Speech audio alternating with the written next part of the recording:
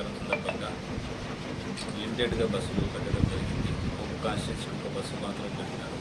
Plus 20 VIP పాసులు, VVIP పాసులు, 120 VIP పాసులు మాత్రమే ఇవ్వడం జరిగింది. దయచేసి ప్రజలంతా అర్థం చేసుకుంటే అనవసరంగా అక్కడికి వెళ్ళి వివిధ రకాల చెక్ పోస్టులు ఉన్నాయి, మీరు అక్కడ స్టక్అప్ అవుతారు. కాబట్టి మీకు పాస్ వచ్చినందు వాళ్ళు మాత్రమే, మీరు పర్మిషన్ మాత్రమే వెళ్ళాల్సిందిగా కోరుకుంటున్నాను.